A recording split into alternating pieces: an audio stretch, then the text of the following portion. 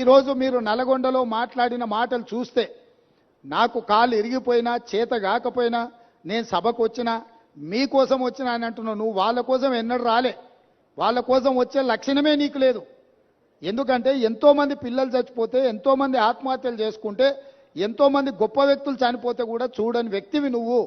ఈరోజు నీ కుర్సీ పోయింది కాబట్టి ఆ కుర్సీని ఎత్తుక్కుంటా మళ్ళీ నల్గొండకి వెళ్ళావు. ఎందుకంటే ఖమ్మము, నల్గొండ, మహబూబ్నగర్లో 36 సీట్లు ఉన్నాయి. ఖమ్మంలో 10, నల్గొండలో 12, మహబూబ్నగర్లో 14. ఖమ్మంలో 1 సీటు గెలిచాడు, నల్గొండ 1 సీటు గెలిచాడు, మహబూబ్నగర్లో 2 సీట్లు గెలిచాడు. 36 సీట్లల్లో ఈ మొనగానికి వచ్చినాయి 4 సీట్లు. రేపు పార్లమెంట్లో పూర్తిగా కాంగ్రెస్ పార్టీ గెలవడానికి అవకాశం ఉంది కాబట్టి ఏదో రకంగా సానుభూతి పొందైనా నాకు కాలు లేదు, నేను అవిటివాడిని, నేను నడవలేకపోతున్నా అని అడుక్కోవడానికి, ఓట్లు అడుక్కోవడానికి వేసిన ఎత్తుగడ. ఈరోజు నువ్వు నల్గొండ జిల్లా